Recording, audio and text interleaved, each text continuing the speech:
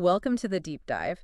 Today, we're diving into a really important aspect of autism spectrum disorder, Yeah, and that's the frequent misdiagnosis or even lack of diagnosis of autism in women and girls. that's a really important topic, and we'll be talking about how it impacts lives and what we can do about it. So the source material for our deep dive today is Cheap ADA, and Right. it looks like they're trying to offer affordable resources for people with autism and their families. Yeah, ABA stands for Applied Behavior Analysis, which is a common therapy that's used to help people with autism develop really important life skills. It seems like this website is a really fantastic resource for people with autism and their families. Definitely. But one of the things that they really emphasize is that to support the autism community well, Right. we need to understand the unique challenges faced by women and girls.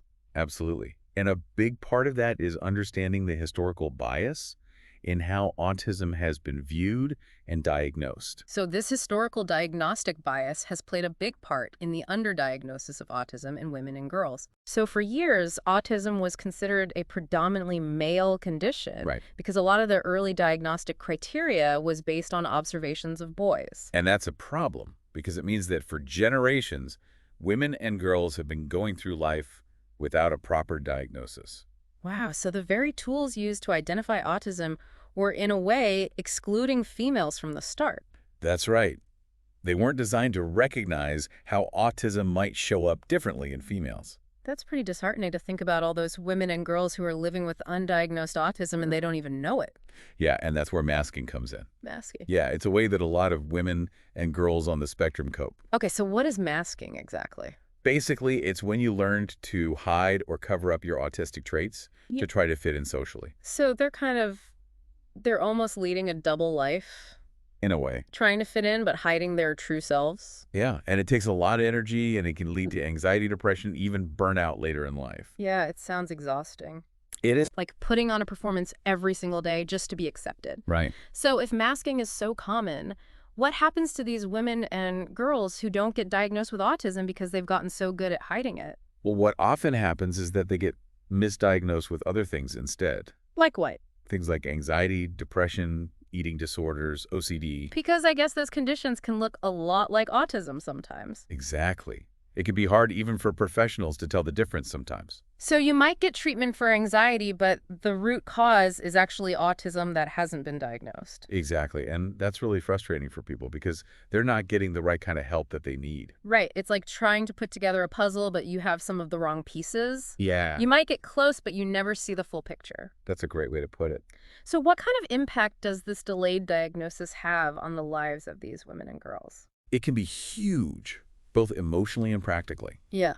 I mean, imagine finally understanding why you've always felt different, why you've struggled in some areas, but not others.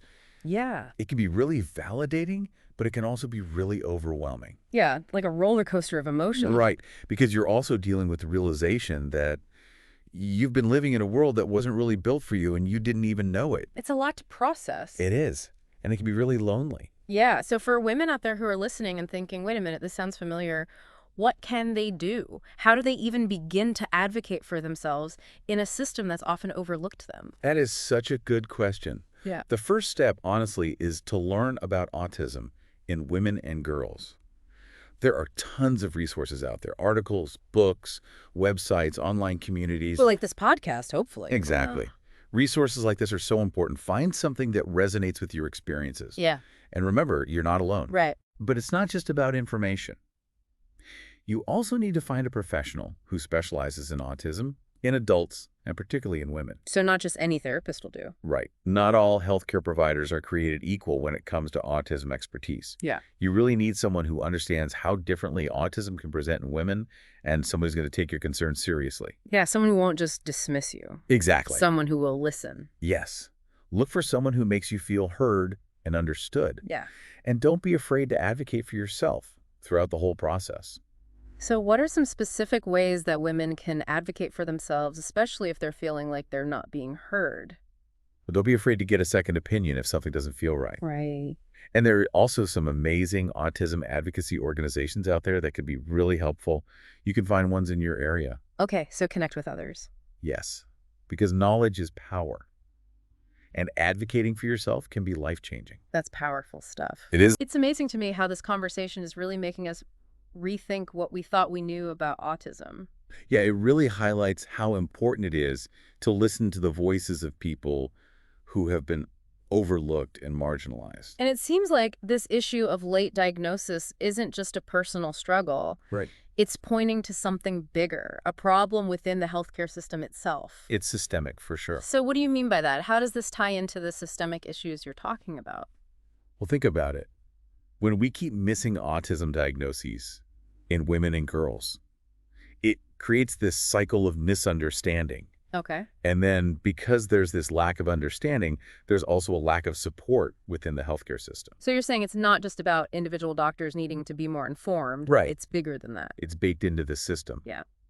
If medical schools aren't teaching future doctors about how autism can look different in women and girls, Yeah. then those doctors aren't going to be able to recognize it in their patients. Makes sense. And then the cycle just continues. Exactly.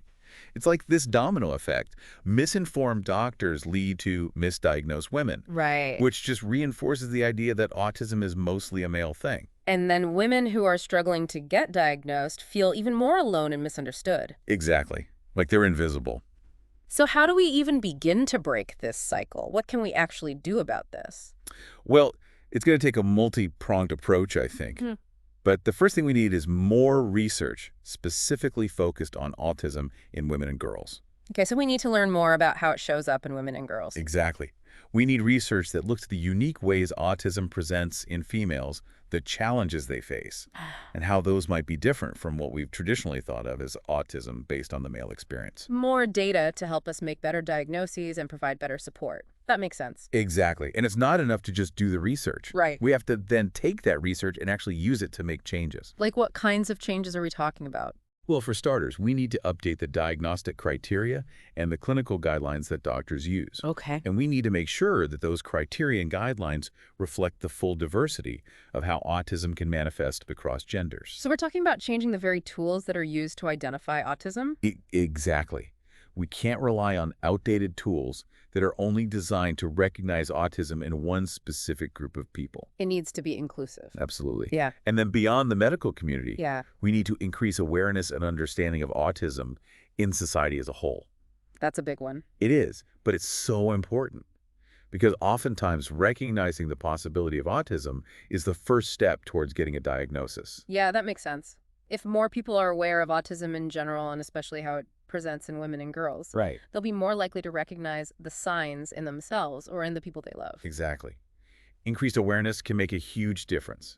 Early diagnosis means earlier interventions, stronger support systems, Yeah. and a much deeper sense of self-understanding and acceptance. Wow, so it's about empowering people with the knowledge they need to advocate for themselves and for others. Exactly. And Yeah. ultimately, it's about creating a world where everyone on the autism spectrum, regardless of gender, can embrace who they are and thrive. I love that. We have to shift our perspectives, challenge our assumptions, and create a world that is more inclusive and supportive for everyone on the spectrum. It sounds like you're talking about more than just raising awareness. It's about starting a larger conversation and making real lasting change. This has been so eye-opening. Thank you so much for shedding light on this really important topic. It's been my pleasure. It's vital that we keep talking about this. Absolutely. We've explored the history, we've talked about the challenges faced by women and girls with autism, Right. and we've emphasized how crucial it is to increase awareness and understanding and take action. And we're just getting started. Right, this is just the beginning. We have a lot more to uncover in this deep dive. It's really interesting to see how this conversation is changing the way we think about autism.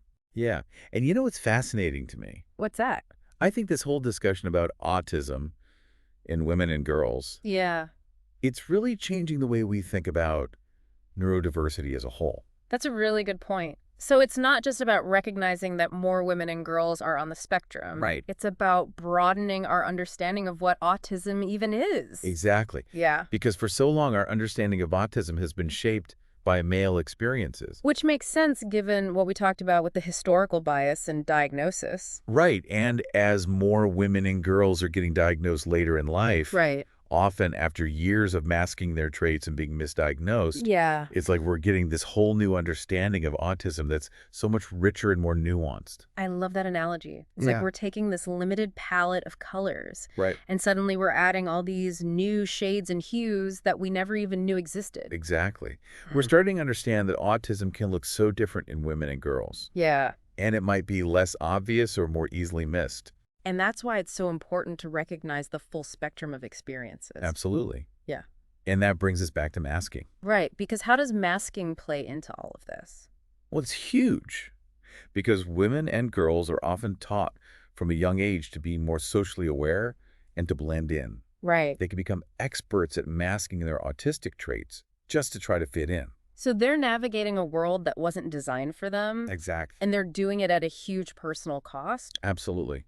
And that's why we need clinicians who can see past the masking. What do you mean? We need doctors and therapists who are trained to recognize the more subtle signs of autism in women and girls. Okay. Clinicians who understand how masking can change the way autism presents itself. So it's not just about what someone says, it's about really observing and listening to their experiences. Exactly. And it's not just on clinicians either. This requires all of us to shift our perspectives. What do you mean? We need to change the way we think about autism, not just in healthcare, but in schools, in our communities everywhere. We need to create spaces where people feel safe to unmask, where they can be themselves without feeling judged. Exactly. We have to start seeing neurodiversity as a natural part of being human. Not something to be afraid of. Right. We should be celebrating these differences and creating a world where everyone feels valued and supported no matter where they fall on the spectrum. This has been such an incredible conversation, so eye-opening. It has. We've covered so much ground today. We have. We talked about the historical context, the unique challenges faced by women and girls with autism. Right, and we talked about how important it is to raise awareness, increase understanding, and take action. And this is just the beginning. There's Yeah. so much more to learn about autism. And I think that's what's so exciting. Absolutely. This isn't the end of the conversation, it's just the start. I love that. So for everyone listening out there, I want to encourage you, keep asking questions. Yes. Keep learning and keep having these important conversations. Because knowledge is power.